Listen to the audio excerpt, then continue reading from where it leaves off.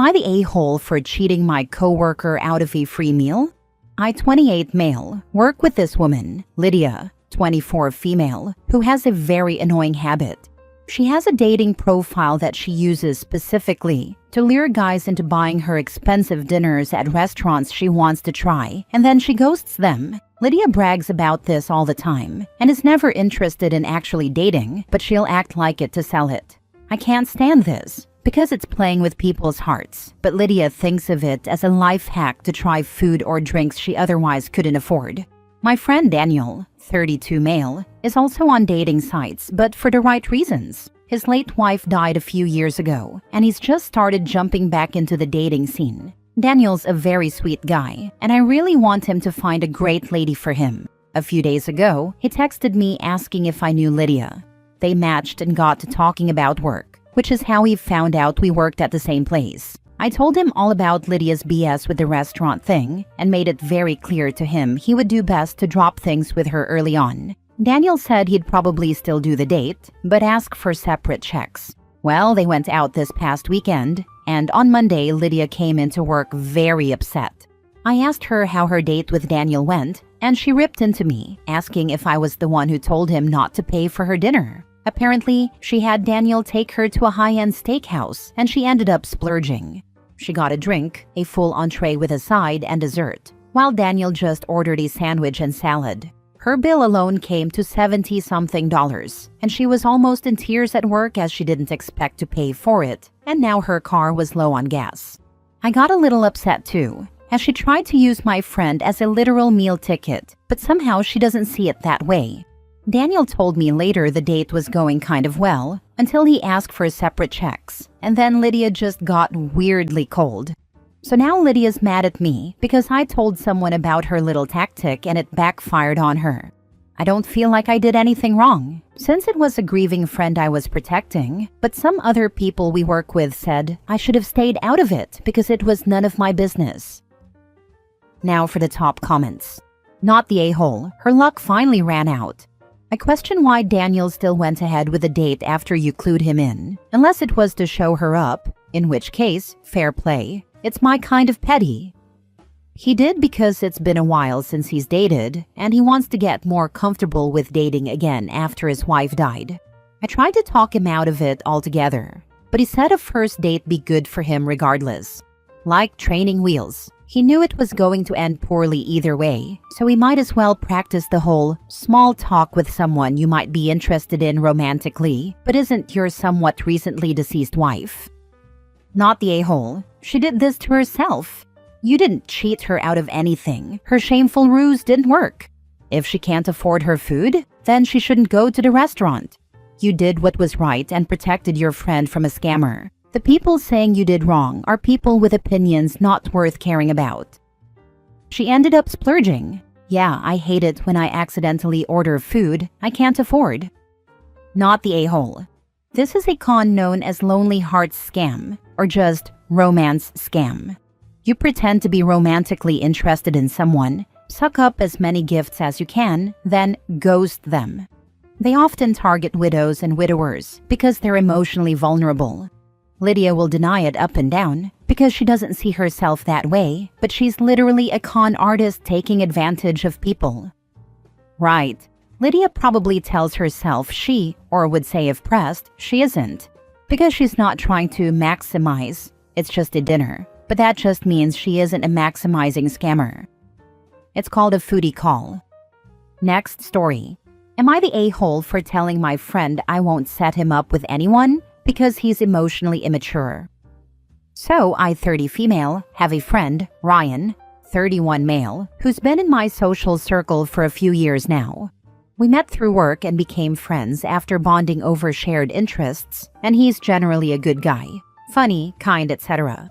He's been single for a while and recently started asking me to hook him up with one of my single friends. At first, I kind of brushed it off and said they weren't really his type, or they weren't looking right now, but he kept pressing. Eventually, I told him I wasn't super comfortable playing matchmaker, especially when I've seen how he handles relationships.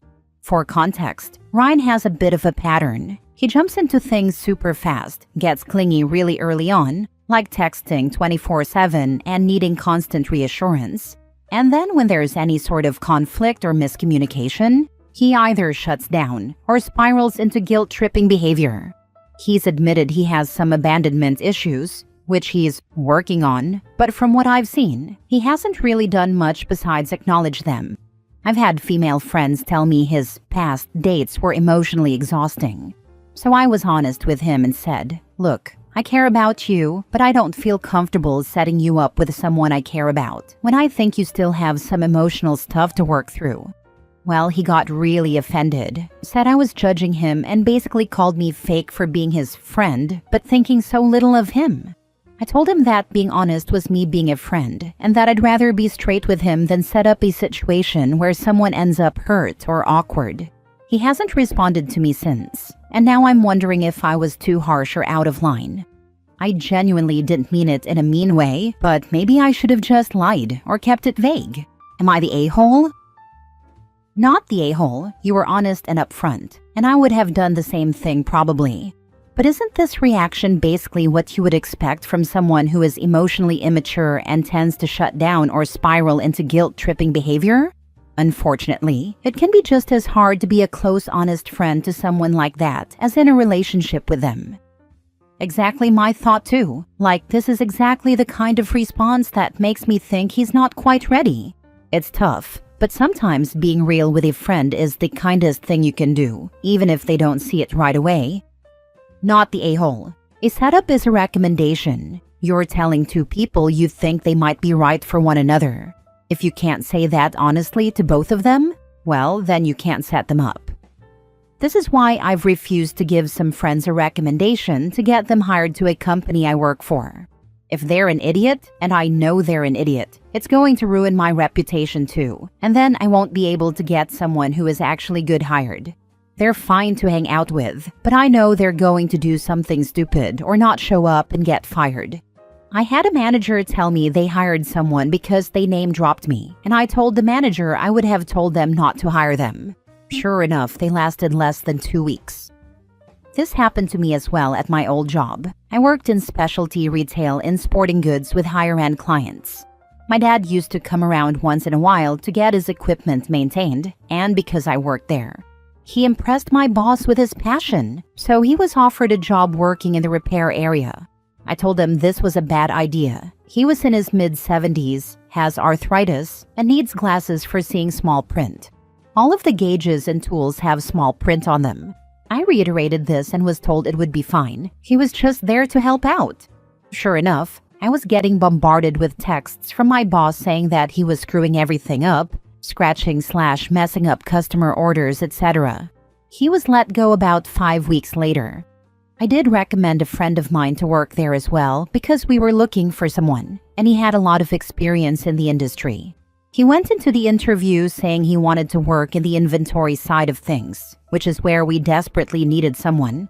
Instead, he was hired for a customer-facing role, despite his protests that he wasn't sure he was ready for that, certain anxiety issues he was working through. We already had more than enough customer-facing staff. Sure enough, he fell short in that role due to his mental health and was terminated within 2 months during his probationary period. Long story even longer, my old bosses were great guys but horrible businessmen. They relied on word of mouth, friends, and old coworkers to keep the place afloat. Next story. Am I the a-hole for telling my wife we either share our lotto winnings or we separate and I get half anyway? My wife and I are extremely fortunate to have won a decent amount of money from the lotto recently. It wasn't the top prize, but it was enough to pay off our sizable mortgage and still have some left over for vacations. The mortgage was by far our biggest weekly cost. And with that gone, we could both comfortably cut our hours back at work to only school hours and spend more time with our kids. This was always a daydream we spoke about when we bought lotto tickets. I assumed this is what we would both do. When we got the money and paid off our house, everything almost immediately turned bad. My wife started talking about how amazing it was going to be to finally not have to work anymore. I was blindsided by this. Even with the mortgage gone, we would still have to work at least school hours to keep our current standard of living, and on my salary alone, things would be tight. I asked if she was serious, and she said of course, it was her ticket and she gets to decide. This is BS because we both bought lotto tickets before, and when we moved in together, we only bought one because two seemed like a waste of money. I tried to reason with her, said she could use some of the extra to take some unpaid leave here and there, but she needs to keep her job. When I said, if I'm only working school hours, she absolutely flipped and started accusing me of being a gold digger and ruining this for her, saying how she deserved it after working so much of her life, etc. I asked her for a pause because I was honestly afraid. She's never been like this before. Over the next few days, we tried to have this conversation again, but she didn't budge an inch. When she said, well, it doesn't matter now because I'm putting in my notice at work, I lost it and told her I'm not going through with this. If she's not going to share the winnings, which are under both of our names, I'll divorce her and get half through the house, and therefore half the winnings anyway. This started another screaming match where she continued to call me a gold digger. I'm absolutely exhausted and lost. I feel like my wife has been replaced by an imposter. I would have preferred not winning if I knew this was going to happen. Now for the top comments. The good news is that you can afford the divorce. The bad news is that the attorneys will be going on your vacation. Can confirm, my divorce was amicable and cost me $10,000. Can confirm, my divorce was amicable. I'm a lawyer and did a fair amount of work myself. My lawyer gave me a friendly deal, forgot to bill me, then sent me a bill for far less work than he actually did when he was closing down his practice, and it still cost me $2,500. Mine cost $2,500 as well and was not amicable, and I am not a lawyer. But 2 months into the process, the attorney decided my ex was too much fun being an idiot and didn't charge anymore. Took a year and a half, a private investigator, and a lot of bourbon. Lawyer was cheapest part of the whole thing. I am sure if I had gotten billed for actual time, it would have been $6,000 to $7,000. Not all heroes wear capes. Some carry briefcases. My grandfather, who is pretty well off because he lucked into telecommunications at the right time and got into upper management, told me once about a neighbor/friend of his. The neighbor was always struggling to make ends meet and seemed to have misfortune after misfortune. Eventually, he was looking at his house being foreclosed on. My grandparents, who considered this neighbor a great friend, realized they could help him with the money they had accumulated in savings. The neighbor was floored and promised to pay my grandparents back, even taking his second job just to do that. And for a couple of years, he paid back every week on payday. The amount varied, but like clockwork, he'd get home on Friday and his first stop was handing over cash to my grandfather. Then he and his wife won the lottery. It was the grand prize. My grandfather said it was north of $1 million. Within days, they had brand new cars, a boat, a brand new RV, had their house repainted and a new roof put on, and I believe they quit their jobs. And he stopped paying my grandfather back. Once he had money, he started spending like it was infinite. My grandfather once asked him about it, and he got waved off. The neighbor saying, Yeah, I haven't forgotten about you, but let me have a little fun. They took elaborate vacations, went out to eat every day for lunch and dinner, and bought cars for their kids. In just over a year, they had blown through every cent. The neighbor sheepishly walked up to my grandfather and said they had just gotten their property tax bill, and he was a little short. Grandfather just shook his head and turned away. He said sometimes it's worth losing money to get rid of bad people in your life. I always say, if you lend a friend $20 and he disappears or never pays you back, it's money well spent. Last story. Am I the a-hole for keeping a relationship with my brother's ex-wife when they have 2 kids together? My brother was married to his wife for 14 years, and they have 2 boys together, 10 and 12. Their marriage struggled a lot, but they made it last for that long. I became super close with his wife, and she was a wonderful wife and mother to him. I know for a fact my brother cheated on her in the past, even though he won't admit it to me. I'm also 99% sure he left his wife for his current girlfriend, although he won't admit that either. The divorce has been nasty, and restraining orders against him have been in place and everything. They can only speak about the boys. Recently, the boys and and my mother, their grandmother, made plans to get together with the children and the ex-wife. These plans included staying the night at our house because they live out of town. My brother found out and blew up. He was super pissed off. But we were firm that this was not fair to the children and that the kids deserved to see everyone get along for their sake. My brother talks badly about their mother often, even in front of them, and we've always vowed not to take sides for the sake of the kids. Of course, everything escalated. Our other sibling called me, basically telling me we were terrible, how it was selfish to do this to our brother, and how dare we pick the ex over family. Basically, I was told we were pieces of turd for choosing the children over everything else, and neither of my siblings sees it as compassion for the kids. At this point, the family is split, and my brother wants nothing to do with us, and neither do my other siblings apparently. Am I the a-hole for letting my brother's ex-wife stay at our house with the kids? Should we not have any sort of relationship with her? In my mind, it's best for the kids to see each side of the family get along and not hate each other. The divorce has been very traumatizing for both of them.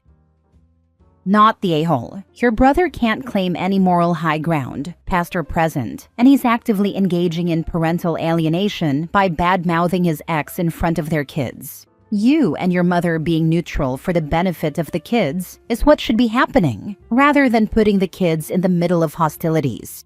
Document as much as you can for the inevitable custody hearing. Your sister-in-law needs all the support she can get. Yep, totally agree. Family doesn't just disappear because of a breakup, especially when kids are involved. You're doing the right thing by staying present for them. You're not the a-hole. He absolutely is. I had something similar with my ex. I left him when I was pregnant with our youngest. His parents lived 300 miles away and were disabled and sick. They could just as easily visit me as I could them. When they visited, it was usually for a day or overnight. When I visited, it was usually for a weekend, single parent going to school and working. I told them that when I left my ex, it was important that they still be able to see the grandkids. I wouldn't let him have the kids until I was ordered to, by a judge due to narcissism and abuse, and he would just take the oldest out of school whenever he wanted and return him whenever he wanted, until I gave him court papers.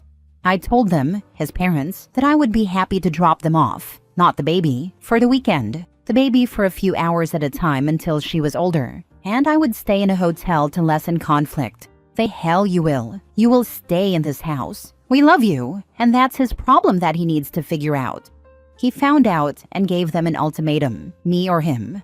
Mother-in-law literally just said no and hung up. I was there for that phone call. He threatened again, followed up with, "I'm going to get evicted and need you to give me money." His dad laughed and hung up. He eventually got over it when he realized they were not going to give him any money with that kind of attitude. I loved his mother. She was a second mother to me, and my parents loved her as well. We couldn't have cared less about his dad. Sadly, they both died a year later due to illness. Luckily, he's much better now. He's still an a-hole, but better than before.